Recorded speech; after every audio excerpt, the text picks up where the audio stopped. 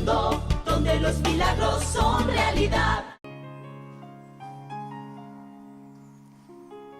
Le invito allí en silencio, en su atención, a abrir las escrituras en primera carta a los Corintios, capítulo 5, verso 7.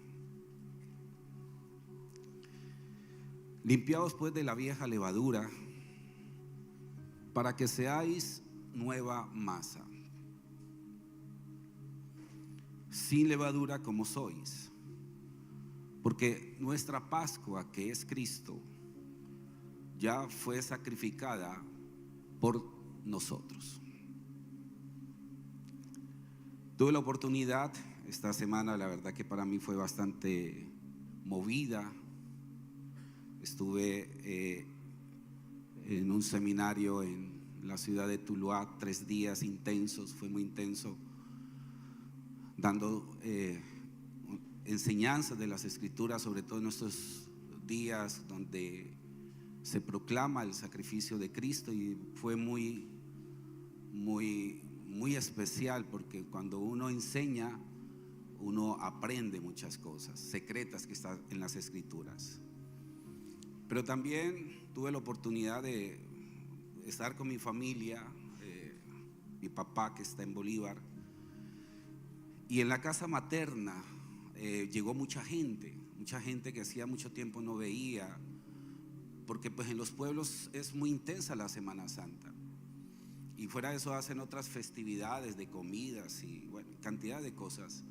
Y a la casa materna llegó mucha gente visitando, porque es la casa de mi abuela, es donde todavía llegan primos, llegan amigos, y hacía rato no predicaba tanto de Cristo. Hacía muchísimo tiempo no veía gente recibiendo a Cristo de esa manera. Pero hubo un caso particular, que llega la esposa de un tío que ya murió, hacía mucho tiempo no la veía, y llegó con su cuñada, y ella tampoco había ido al pueblo por muchos años, y llega a la casa, se sienten, pues las casas allá están abiertas, ¿no? Las puertas abiertas, y van entrando y se van sentando. Eso es algo común en los pueblos. Pero comienzo yo a escucharle las conversaciones de ellos. Ahorita vamos a ir a la misa de la misericordia. No, pues ahorita en la tarde va a ser la misa de las indulgencias, la misa de todos los nombres que se dan. Y una de esas me dio simplemente por preguntar, y creo que esa es una de las maneras como he comenzado a hacer preguntar. ¿Para qué conocimiento tiene de Jesús? Y pregunto, para ustedes, ¿quién es Jesús? Y la segunda pregunta que hice, ¿ustedes por qué creen que son salvos? ¿Y cuál es la manera que Jesús les salvó a ustedes, o Dios les salvó a ustedes? Impresionante, porque las respuestas fueron bastantes, un poco desalentadoras, dijéramoslo de esa manera. Y es allí donde uno entra a explicar las escrituras de una manera sencilla, y me doy cuenta que este tiempo donde se celebra la Semana Mayor, Semana Santa, la gente se llena de muchos ritos, y hay una cantidad de ceremonias, pero poco conocimiento realmente de un propósito eterno que tiene un tesoro y tiene un significado importantísimo. Y esa fue la conclusión. Por eso lo que hoy vamos a estar desarrollando en estos minutos va a ser de gran significado para nuestras vidas. Que nuestro corazón se fervorice por ese amor tan grande, tan impresionante que Jesús nos pudo dar a través de su sacrificio y a través de su resurrección. Aquí en este texto dice: limpiesen pues de las viejas levaduras, para que seáis nueva masa sin levaduras como sois, porque nuestra Pascua, que es Cristo, ya fue sacrificada por nosotros. Hay muchas personas que no tienen un conocimiento de lo que es la Pascua en sí, el concepto de Pascua. Ahora, este concepto de la Semana Mayor no viene específicamente por la Iglesia Católica. La Iglesia Católica Romana Cristiana ha adoptado simplemente esto y se hace específicamente en el mundo occidental. Pero el sacrificio de Cristo es muy antiquísimo, es muy antiguo, aún más antes de que Él viniera. Porque cuando la Biblia habla del Cordero preparado antes de la fundación del mundo, inmolado, es decir, que Dios tenía en sus planes, antes de que el hombre fuese hecho, antes de que el universo fuese hecho, Dios había establecido un plan perfecto. Y ese plan es revelado en las Escrituras, ese plan es mostrado en la Biblia. Ahora, vamos a trasladarnos, por favor, que la Pascua se ve por primera vez en el libro de Éxodo capítulo 12. Váyase por favor al libro de Éxodo capítulo 12. La palabra Éxodo significa salida, libertad. Y es una figura de que toda la raza humana está esclava. La Biblia dice que todos los que practican el pecado son esclavos del pecado. Y por ende uno muestra esclavitud en muchas cosas. Muchas veces uno es esclavo de la ira, esclavo del resentimiento. Cuando uno está resentido con alguien, cuando uno odia a alguien, uno es esclavo de ese sentimiento cruel, terrible. Cuando uno está endeudado, muy endeudado, uno está esclavo a las deudas. Uno está esclavo al temperamento fuerte, porque la ira no se controla, la ira me controla a mí. Entonces el hombre por sí, nosotros los seres humanos, siempre vamos a mostrar esclavitud en todo lo que hagamos y en todo lo que hacemos. Por eso las Escrituras dicen que el que peca es esclavo del pecado. Y el libro de Éxodo, porque la cosmovisión del libro de Éxodo es siempre hacia la libertad. Y la Escritura dice que si el Hijo os libertare, verdaderamente seremos libres. Si conociese la verdad, verdaderamente yo seré libre. Y eso es lo que nosotros necesitamos vivir, una vida libre pero en Cristo. Y aquí viene un concepto paradójico. Para ser libres hay que ser esclavo. Mucha atención. Para ser libre yo tengo que ser esclavo. ¿Esclavo a quién? A Cristo. Siempre se ha malinterpretado ese texto. ¿Cómo así que Dios me hace esclavo? ¿No es que soy su hijo? Es cierto, nosotros tenemos un título de hijos, pero nosotros no somos hijos por engendración, sino por adopción. Présteme mucha atención para ir aclarando estos conceptos. La Escritura habla de la esclavitud de ese tiempo, que un reo llegaba a alguien adinerado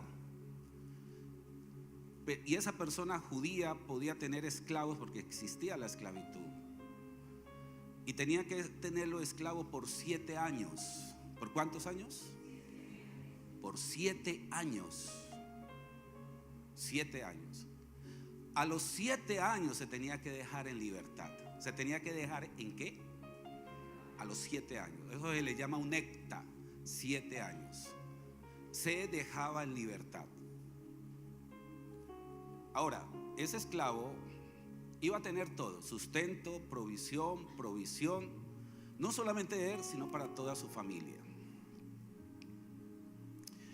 Resulta que al llegar a los 7 años, a los 7, o un shemitah se llama también, y a los 7 años el dueño le decía: ya quedas libre, y le pasaba una carta de libertad. Esa era la cultura antigua de ese tiempo en Israel. El reo, el esclavo, le dice: no, yo no quiero salir de tu cobertura, porque contigo he tenido todo. Contigo tengo protección, provisión y estoy bien. Entonces el patrón le decía: ¿tú quieres estar para toda la vida conmigo? Dijo: sí, toda la vida contigo, porque si estoy contigo bajo tu cobertura no me va a faltar nada. Y lo que hacía el amo era colocar una señal, y la señal es que horadaban una oreja, ponían como una especie de arete, dando a entender de que ese esclavo ya iba a quedar bajo la cobertura. ¿Y sabes qué hacía el patrón? El patrón le decía: te adopto como hijo. Venga. Por eso la Biblia habla de adopción, que somos adoptados por Él. Vas a vivir como un hijo, vas a ser parte de mi familia, te vas a sentar a la mesa. Es decir, seguía siendo esclavo con el título de hijo, precisamente porque no le iba a faltar nada. Y entendí algo: para yo vivir verdaderamente en este mundo libre de acusaciones, yo tengo que ser esclavo de Jesús. Y yo quiero decirles a todos ustedes: nunca me quiero zafar de su mano, nunca me quiero zafar de Él, porque con Él lo tengo todo. ¿Cuánto puedes levantar la mano y decir amén? Ahora, volvamos a la Pascua. Mira lo de la Pascua. Verso 1 dice: habló Jehová a Moisés, a Aarón en la tierra de Egipto, diciendo. Por primera vez vamos a encontrar algo. Recuerde que éxodo significa salida. Dios va a estrategizar un modelo especial para que el pueblo de Israel viva la verdadera libertad. La palabra Pascua por primera vez en la Biblia se va a mostrar. No se muestra antes, sino específicamente esto. De pronto este término para usted va a ser nuevo. No quisiera explicarlo muy amplio porque se me va el tiempo, pero es en cuanto al calendario hebreo. El calendario hebreo es muy diferente a nuestro calendario romano, juliano. El calendario de ellos está basado en la luna, nuestro calendario está basado en el sol. El calendario judío está basado en 360 días, nuestro calendario son 365 días. Y todo ello se habla de la luna nueva. Bueno, todo ese concepto es muy amplio y lógicamente que no lo vamos a entender tan fácil. Pero la Pascua iba a caer específicamente en un 14 de Abib, así se dice, Abib o Nisan, que es uno de los meses hebreos. Abib o Nisan, 14 de Abib o Nisan. El concepto de Nisan fue posterior, pero quedémonos con Abib, ¿ya? Y los meses en el hebreo son así. Por ejemplo, el mes de Abib entre marzo y abril. Por eso es que usted va a ver que cuando nosotros celebramos Semana Santa, muchas veces se celebra en marzo y otras veces se celebra en abril, como en este caso y en este año. Usted nunca se ha preguntado eso: bueno, ¿por qué cayó en marzo y por qué a mediados y por qué al final y por qué a principios de abril? Porque para gente el calendario es sumamente exacto. Y en este año cayó entre marzo y abril, pero para nosotros abril, pero para ellos es 14 de Abib, que se celebra la Pascua, 14 de Abib. Ahora, vamos a ver algo. Dios va a libertar al pueblo de Israel de la esclavitud por 400 años de Egipto. Faraón es la representación simbólica de Satanás. Mucha atención, que oprime. Hay un pueblo esclavo, hay un pueblo opresor, hay un pueblo que no quería dejar salir ese pueblo. Y Dios va a mostrar su portentoso poder en las maravillas que se van a mostrar, en las plagas que van a venir. Las plagas de piojos, la plaga de la sangre que se convierte en las aguas. ¿Qué más? Las ranas. ¿Qué más? Las moscas. Ustedes sabían que ahí salieron las clases de moscas. Dicen los zoólogos, dicen que las moscas salieron de Egipto. La mosca sexe, bueno, toda esa clase de moscas que son horripilantes, insignia de la inmundicia. Por eso Baal-Zebú significa el príncipe de las moscas. Príncipe de las moscas. Y toda esta serie de plagas fueron mandadas para quebrantar a Egipto. Y al mandar para quebrantar a Egipto, ningún poder portentoso quebrantó al faraón.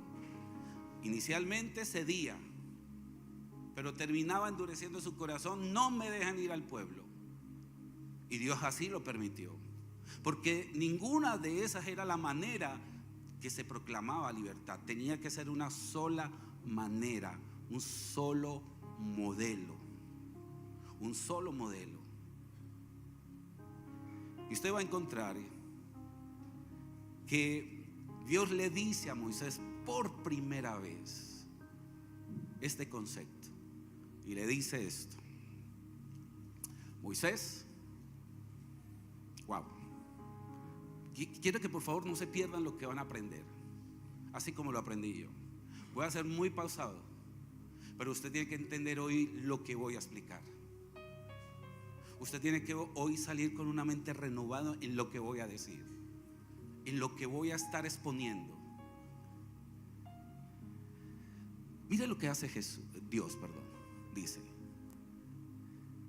voy a mandar el ángel de la muerte. ¿El ángel de qué? Y va a tocar todo. ¿Todo qué? Venga, dígamelo acá, por favor. Fuerte. Primogénito. Ok. Ahora, anote ahí en su cuaderno y está anotando primogénito. Yo voy a hacer esta pregunta: ¿qué representará ser primogénito en el ámbito espiritual? Venga, a ver, ¿qué significa ser primogénito en el ámbito espiritual? Porque la Pascua fue diseñado para el primogénito. Vuelvo a decir, la Pascua era para preservar al primogénito. ¿Ok? ¿Lo tenemos claro eso? Voy a hacer esta pregunta: ¿para qué era la Pascua? ¿Para qué era la Pascua? El primogénito. Ahí lo dice, ¿no? Mírate que en el verso 6, póngame en el 6 por favor. Verso 6. Lo que estamos hablando: y guardaréis este día 14 David, de este mes primero, ¿no? Vas a coger un cordero y por 10 días será revisado minuciosamente. Será un cordero perfecto.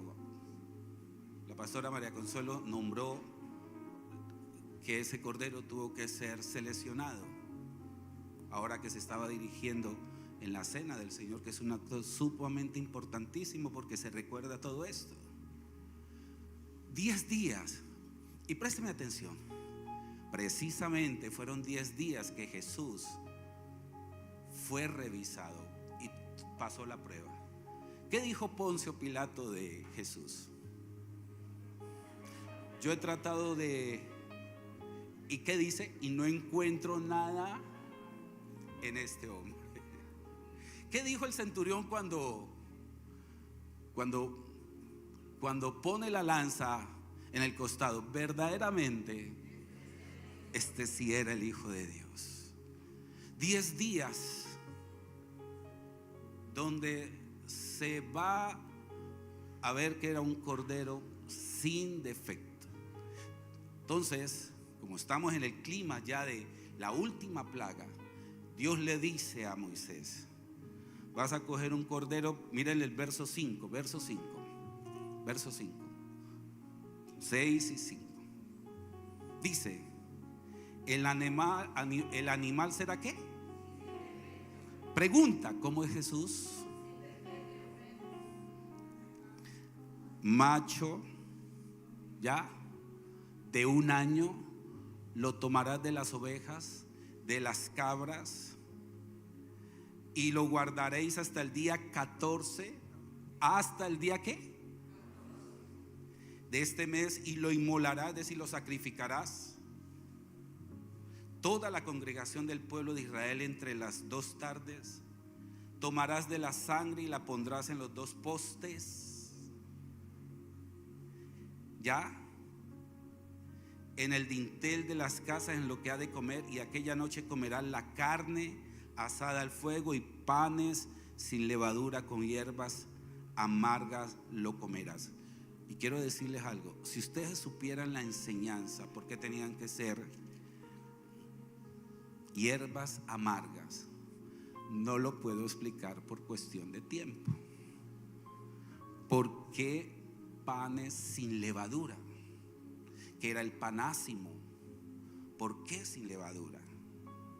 Y aquí dice, verso 9: ninguna cosa comerás de él cruda ni cocida en agua, ninguna cosa dejaréis de él hasta la mañana, y lo que quedare hasta la mañana lo quemarás en el fuego.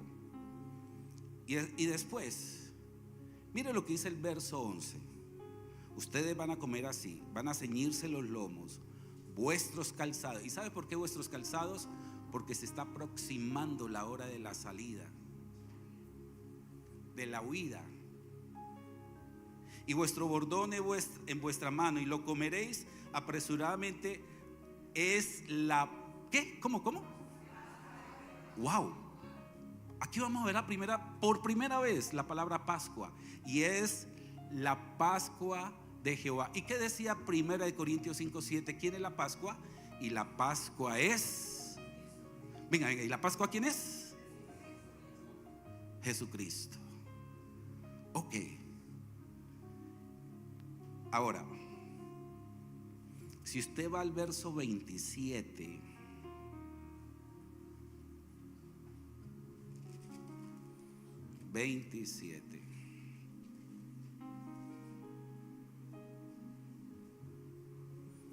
vamos a leerlo del verso 26, porque aquí hay una instrucción de Dios a Moisés. Le dice, porque tienen que celebrar la Pascua cada año, cada 14 de Aviv. A partir de este momento se celebrará Pascua para el Señor. Y cuando sus hijos pregunten ¿qué es esto?, aquí viene la respuesta en el verso 27. A ver, despacio todos, vamos a leerlo. ¿Qué dice?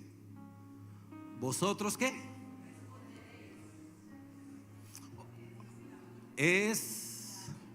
Me gustaría que me lo dijeran fuerte. 1, 2 y 3. ¿De qué? De la Pascua de Jehová. Y aquí mire el significado de Pascua. La palabra Pascua significa el cual pasó por encima de la casa. Imaginémonos el cuadro, por favor. Imaginémonos un cuadro. Dios le dice a Moisés: vas a sacrificar un cordero, vas a tomar la sangre, para que el primogénito de esa casa sea guardado y el ángel de la muerte no lo toque. Voy a poner por señal la sangre del cordero como un pacto. Como un pacto. Usted sabía que la palabra pacto. ¿Usted ha oído esa palabra en la Biblia? Pacto. ¿Sabía usted que la palabra pacto viene de una palabra hebrea que es berit? Pacto. Y mi hermano, y pacto significa cortar la carne en dos. Eso significa pacto. Cortar la carne en dos. ¿Ustedes se acuerdan cuando Dios va a hacer pacto con Abraham y le dice: yo te voy a dar una multitud que serán como las estrellas?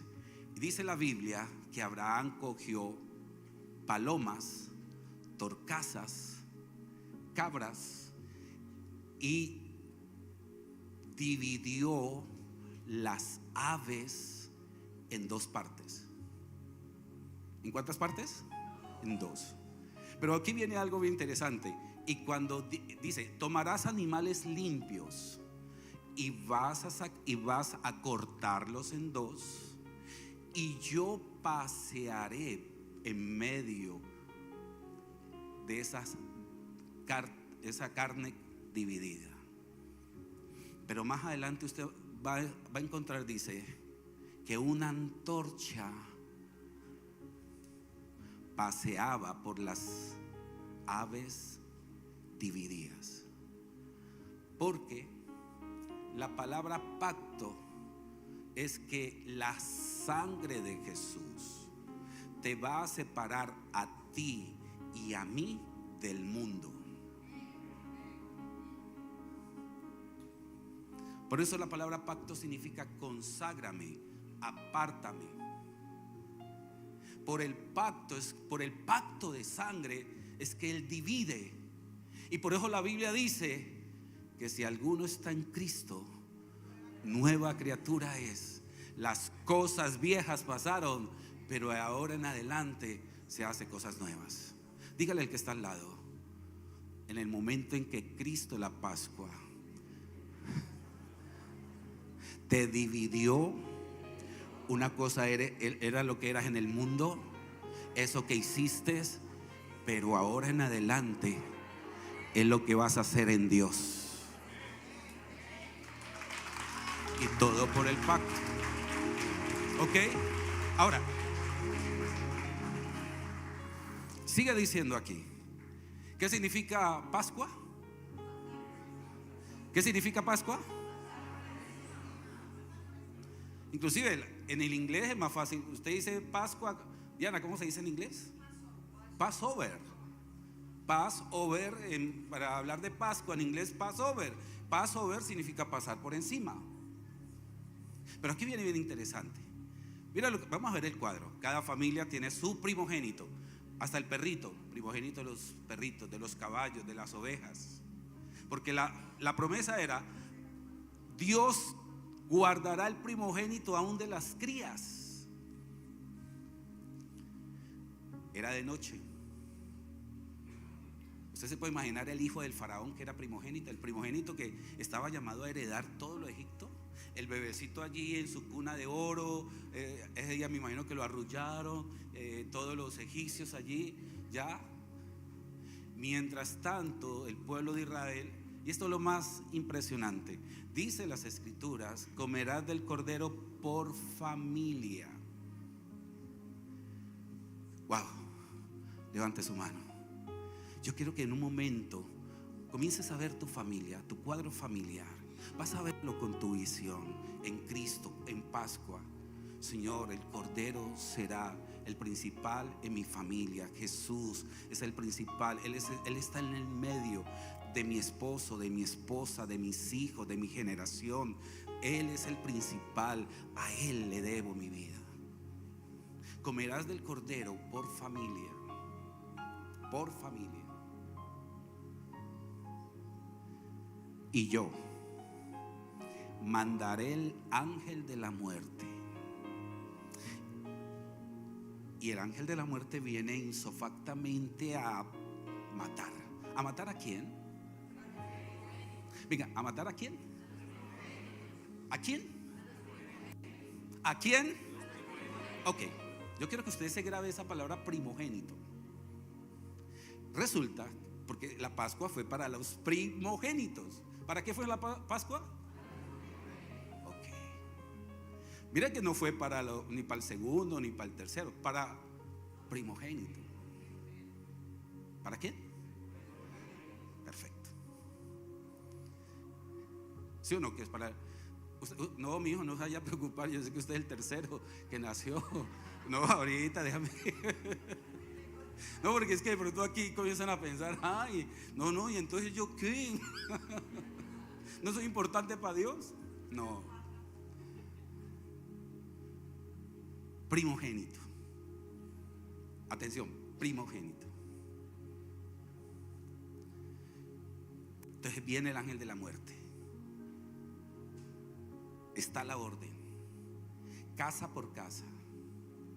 Cuando el ángel de la muerte, wow, ve la sangre del pacto, La sangre de Jesús pasa por encima. Es como si estuviera diciendo: no puedo tocar a ese primogénito ni a esa familia. Pero donde la sangre no estaba, había por allá lloros, crujir. No puede ser mi hijo, no. Dice la Biblia, ¿no? Comenzó a haber alaridos. ¿Ya? Porque Pascua significa pasar por encima de. Ahora, yo quiero que veas este cuadro, por favor. La sangre de Jesús está en ti, en tu casa, en tu familia. Dígale al que está al lado: en Cristo, ¿de qué te tienes que preocupar?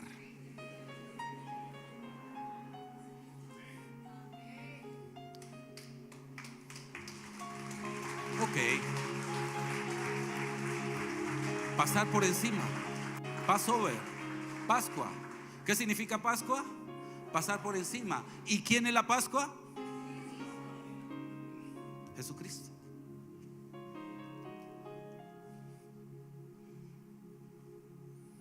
Wow. Voy a tomar aire porque lo que sigo necesito aire. ¿Por qué digo que necesito aire? Porque para mí lo que voy a enseñar es lo más emocionante, lo más hermoso, para mí lo más precioso, lo más grandioso, lo que me ha hecho berrear, salir lágrimas. Aquí es donde digo: Señor, ¿qué hiciste tú? ¿Qué merezco yo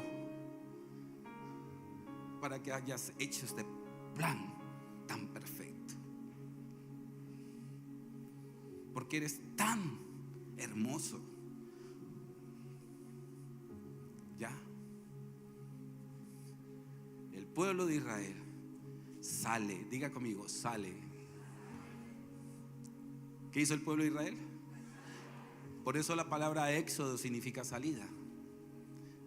Sale en libertad. ¿Sale en qué? En libertad. ¿Sabes cuánto se demoró el pueblo de Israel hasta el Mar Rojo? ¿Cuántos días? 3 días. O sea, cuando el pueblo de Israel sale, llegan a un lugar. La Biblia dice que entre Baal-Zephón y Pi-Hairot, ¿ya? Pi-Hairot y Baal-Zephón eran unas fortalezas que estaban allí, como en una península. Entonces el pueblo de Israel llega allí y entonces dice: encerrados estamos, ¿qué hacemos? ¿Usted cree que el pueblo de Israel se iba a imaginar que el mar se iba a abrir en dos? No.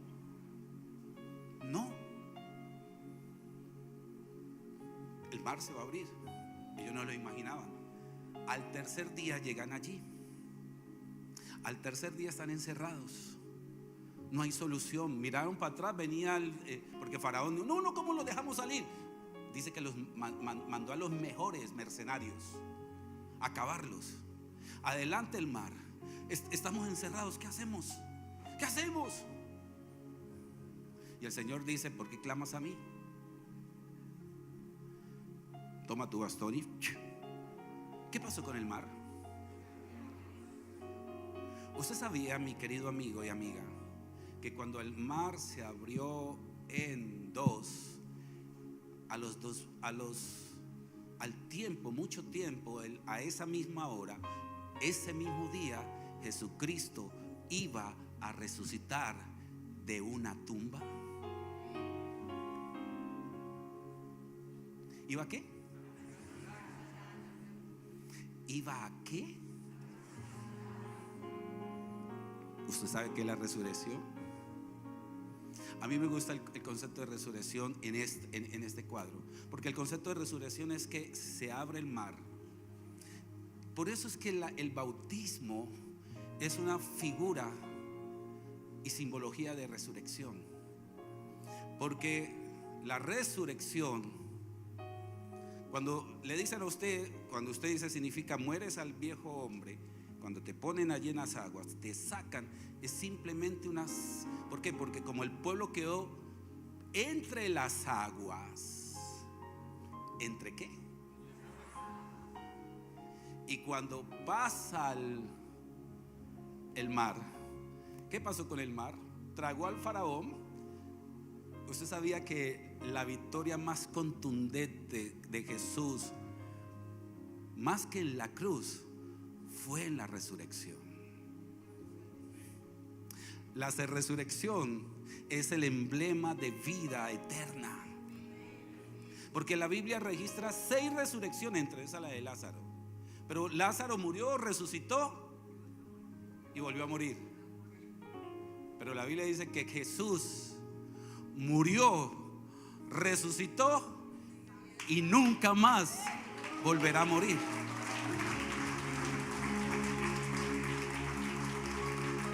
Mucha atención. Entonces, cuando se cierra el mar, porque dice que venció y se cierra el mar, ¿usted sabe por qué se tuvo que cerrar el mar? Es como si le estuviera diciendo al pueblo: cierro el mar porque no tienes por qué volver otra vez a Egipto, no tienes por qué volver atrás. Tú sigues adelante, con dificultades, claro que las vas a tener, pero siempre bajo mi poder y bajo mi sombra y bajo mi nube.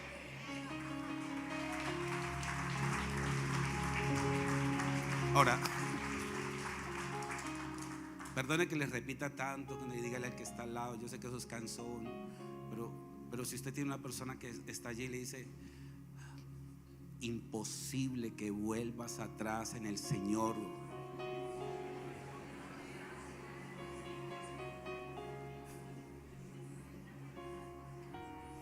Tú eres de Él, para que le glorifiques a Él, para que le exaltes a Él. Y te voy a decir a ti, por más que te trates volver atrás, el Espíritu Santo te la monta, porque te la monta y te la monta. Sí.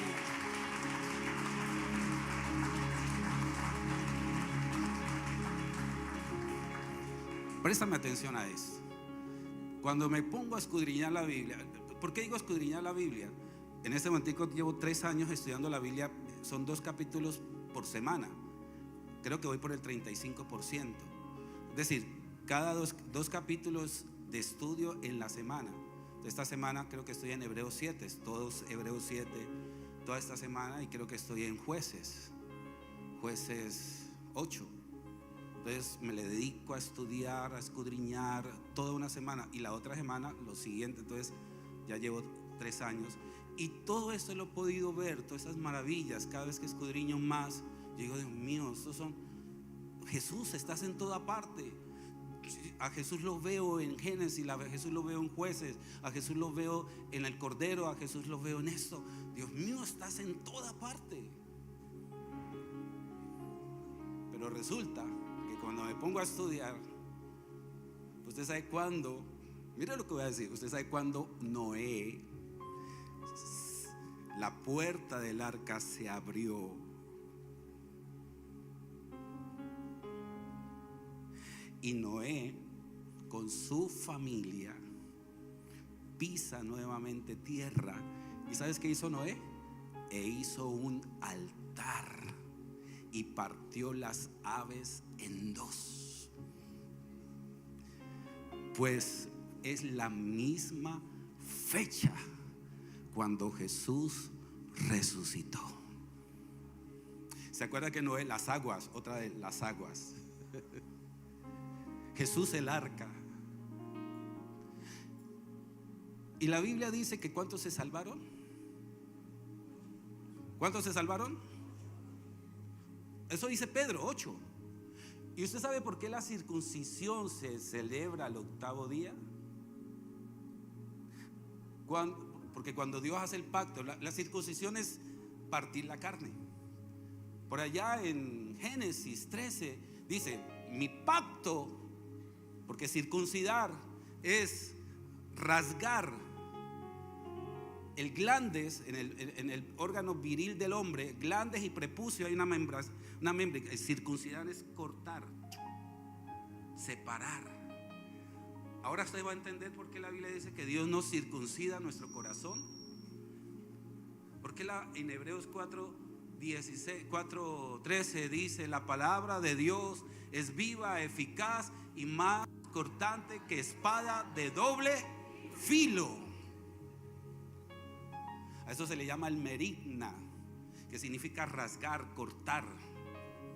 ¿Ya? Significa separar, hacerte diferencial, diferente, pensar diferente, hablar diferente, vivir diferente, una familia diferente. Y no por ti, sino por la gracia de Dios, por lo que Él hizo. Todo el tributo es para Él, para ti y para mí. Y es aquí donde el octavo día, anótelo ahí en su cuaderno. La palabra 8 siempre usted va a encontrar octavo día 8, por eso 8 significa nuevo comienzo o nuevo nacimiento. Nuevo nacimiento. Nuevo nacimiento. Porque es nuevo comienzo. ¿Está notando usted cómo cogemos todos estos conceptos, los estamos uniendo y son con rompecabezas? Al principio no es como tan fácil de asimilar. Estoy tratando de ser como lo más didáctico, ¿sí? Para que podamos entender algo tan extenso que está en las Escrituras. Entonces, vemos que Jesús resucita. ¿Resucita en qué día? ¿Después de la Pascua? ¿Después de la Pascua qué? Al tercer día. Ok, tercer día. Vaya por favor a 1 Corintios 15, 20. Ay. 15, 20.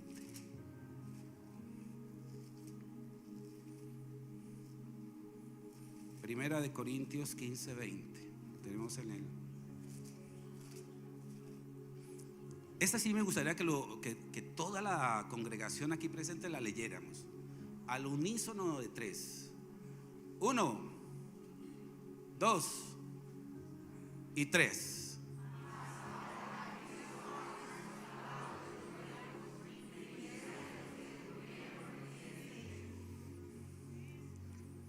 Yo voy a relacionar primogénito con primicia.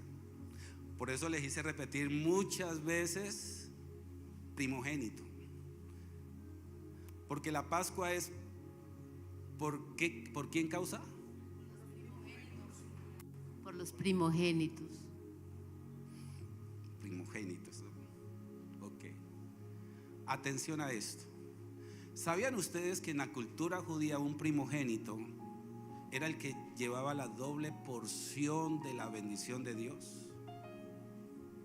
El primogénito tenía una consigna, una oración. Por eso dice la Biblia que está bajo cuando se dice la bendición de Abraham, de Isaac y de Jacob. Cuando usted va a ver la bendición de Abraham, mire esto. Cuando usted dice la bendición de Abraham, de Isaac y de Jacob, fue la bendición que está registrada en la Biblia como oración sobre los primogénitos. Por ejemplo, Isaac va a bendecir a Jacob. Pregunta: ¿Jacob era el primogénito? No. ¿Quién era el primogénito? Esaú. Pero de que estaban en el vientre de Rebeca estaban peleando, ¿no? Pues mire eso, patadas allí, y la pobre de Rebeca, chin, claro, porque los dos ahí espadachines, y que tin, kun, no, eso dice la Biblia, ¿no? La Biblia dice que estaban peleando. La pregunta: ¿por qué peleaban? Diga, por la primogenitura. Desde antes de nacer. Pregunta: ¿quién les dijo a ellos que era especial nacer de primero? Nadie. Había algo. Oiga, y Esaú, que era como más muchachón, y saca la cabeza. Y el Jacob, oiga, venga para acá, mijo. Sí, así es, tácitamente. Y vuelve y sale la cabeza, ¿ya? Y el Jacob queda aburrido. Y el Jacob queda aburrido. Y el Jacob dice: ¿y ahora qué hago? ¿Quién puede defenderme? Y Esaú contento, ¿no? Él era el primogénito. Él era la figura del primogénito. Pero una de esas, un día dice, llegó cansado. Ve, hermano, ¿qué estás haciendo? Unas lentejas. Uy, hermano, dame, tengo un hambre. Y Jacob le dice: hagamos una cosa, te doy lentejas y tú me das la primogenitura.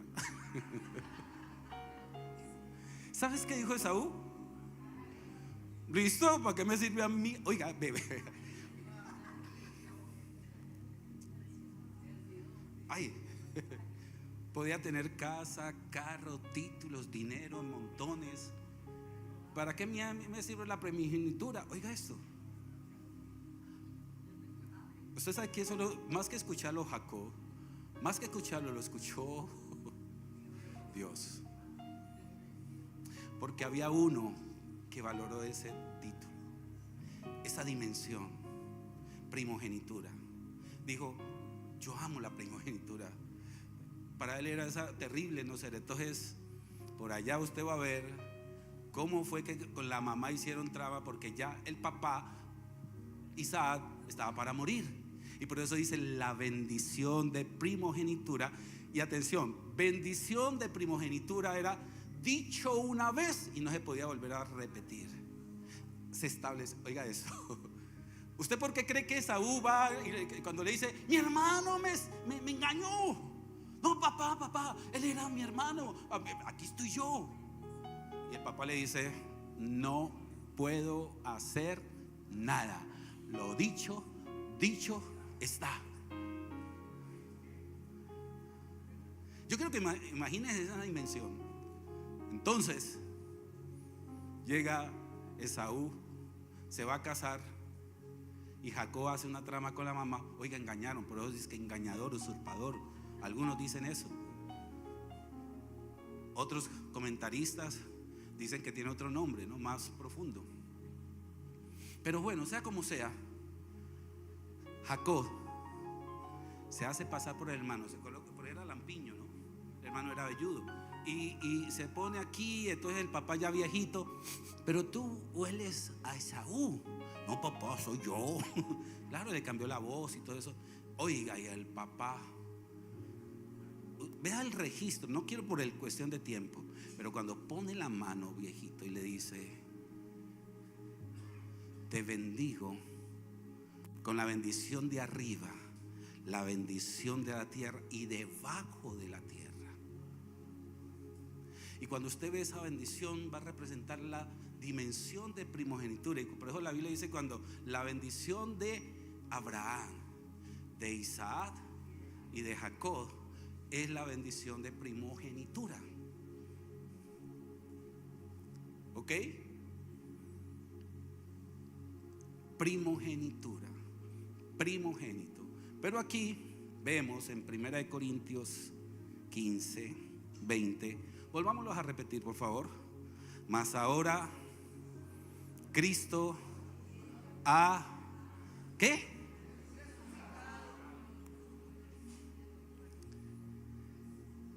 Que es primicia.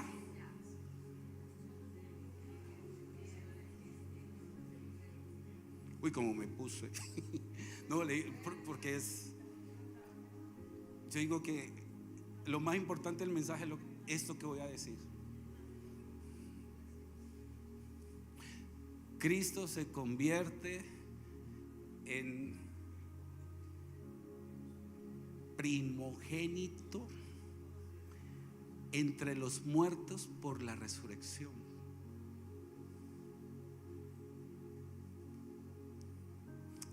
Él era la Pascua, ahorita es la primera persona que resucita para nunca más volver a morir.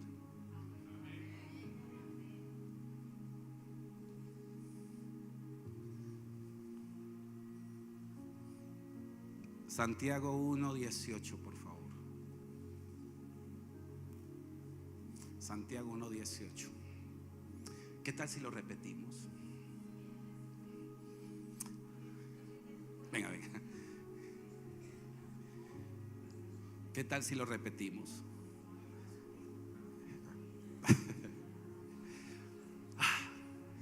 Por su voluntad, a mí me hizo nacer por la palabra para que yo fuera su primogénito, porque primicia y primogénito es lo mismo. Para que yo fuera ¿qué?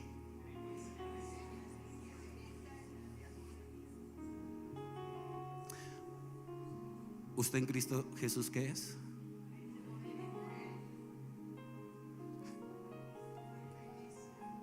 ¿Usted sabía que la bendición de Abraham, de Isaac y de Jacob es sobre el primogénito? ¿Y usted qué es? Libro de Efesios, capítulo 2, verso 1 al 7. Al 7. Libro de Efesios, capítulo 2, verso 1 al 7. Él me dio vida cuando yo estaba muerto en delitos y pecados.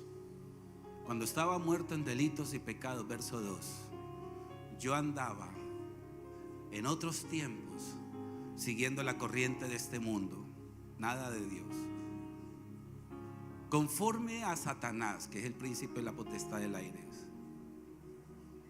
el espíritu que opera en los hijos de desobediencia. Pero Dios, que era rico en misericordia, por su gran amor con que me amó,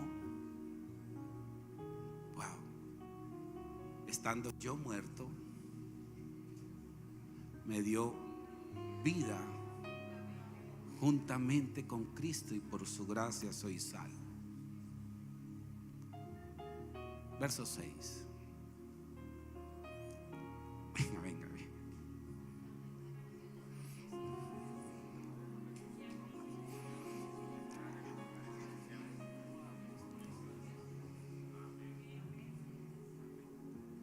Yo no sé si usted la cogió, pero la resurrección es para los primogénitos.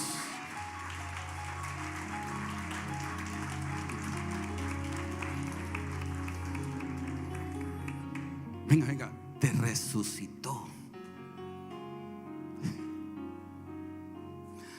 Y te resucitó para que seas primicia, primogénito, para que seas el especial tesoro, para que nadie te toque, no hay diablo que te toque en él, para que vivas para la eternidad. La eternidad se comienza desde esta tierra. La eternidad no es cuando te mueres, porque tus familias, tus hijos en Él están seguros, porque Él es tu Pascua y Él te resucitó. Y sabes que resurrección es el emblema de victoria, es el emblema de vida, que donde tú estés la vida de Dios camina, que cuando tú hablas, habla vida. Por eso es que Dios manda a la iglesia promulgar vida a través del evangelio, porque lo que está muerto resucita.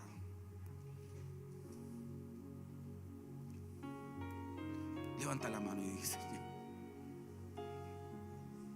yo voy a hacer una pregunta.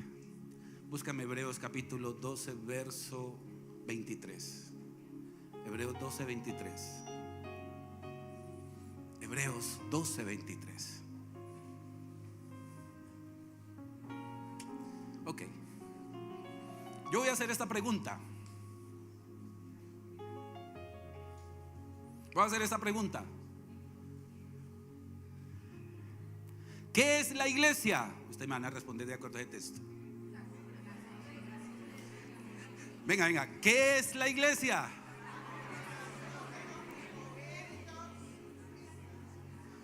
¿Y qué más? Que están inscritos en el libro de la vida. Por eso cuando usted va a Éxodo 13, y con esto termino, Éxodo 13, este texto usted no puede, porque después de la Pascua, en Éxodo 13, Dice consagración de los primogénitos. ¿No es cierto? Hablamos capítulo 12, Pascua. Y ahorita en el 13, ¿qué es? Y diga, un primogénito es el que ha resucitado por Cristo, por causa de la Pascua. La Pascua es Cristo, Cristo es la resurrección y en todo está Cristo. Pero mira esto. Ay, 13.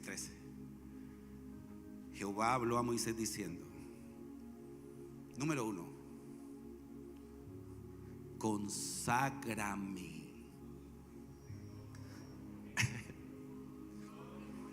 Atrás. ¿A todo qué?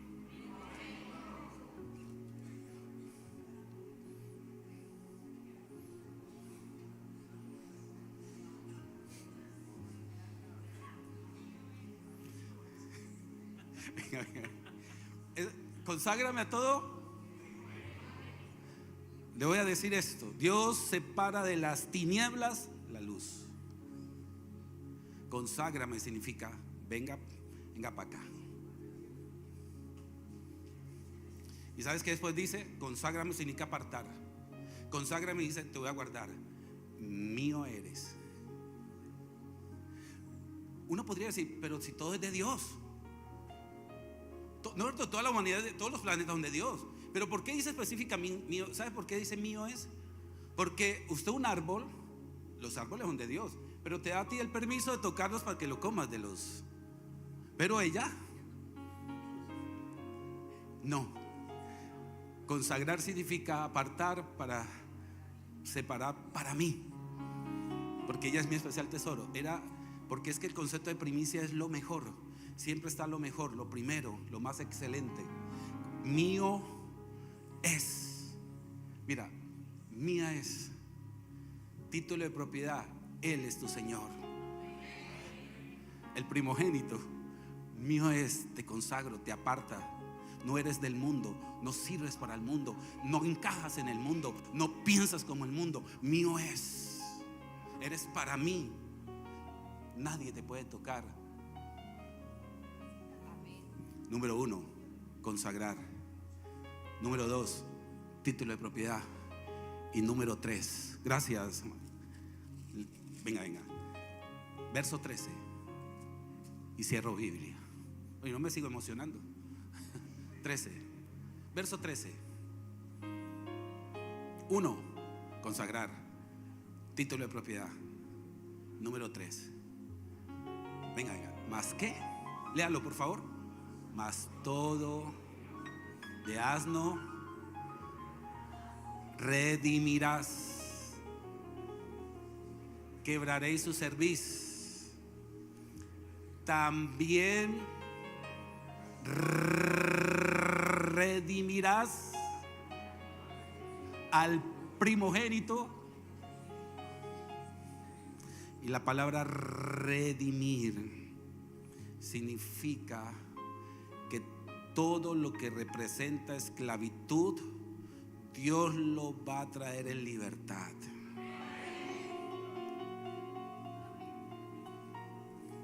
Nancy, por toda parte de ti yo veo redención. Veo redención en tu mente, veo redención en tu corazón, veo redención en tus hijos, en tu familia, veo redención en todo lo que vives, lo que toca, y por toda parte vives redención. Usted sabía que eso, lo último que Dios va a redimir es el cuerpo nuestro, porque nuestro cuerpo tiene que morir para resucitar en uno nuevo, un cuerpo que no se va a envejecer, un cuerpo que no se va a maltratar, en un cuerpo glorioso. Lo último que se redime es el cuerpo nuestro. Yo cuando yo hablo de la resurrección, ¿sabe cuando yo he hablado de resurrección? Cuando me invitan, que no es que pero últimamente sí como que me gusta ir a un funeral y hablar de este tema cortico de la resurrección. Y siempre yo en el tema cojo, ojalá me pudiera llevar una pepa, así sí, en la casa hay una pepa de aguacate. Entonces la pepa de aguacate, ya que huele hasta feo. Yo digo, es necesario la muerte. Yo cojo esta pepa, se desintegra, pero a los días comienzan a salir la vida, la muerte. Y en el concepto de biología es que la pepa tiene que morir para después dar vida. Y cuando yo dije, esta es la figura de que toda persona es necesario, menester ir a una tumba, porque la Biblia dice que los muertos en Cristo resucitarán primero. Y colóquese en pie, por favor.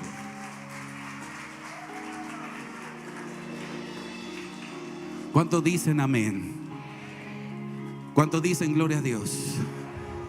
¿Cuántos dicen, Señor, tú eres lo más maravilloso, lo más grandioso, lo más poderoso, lo más sublime? Soy lo que soy por Él. ¿Cuántos primogénitos hay aquí? Visión, carisma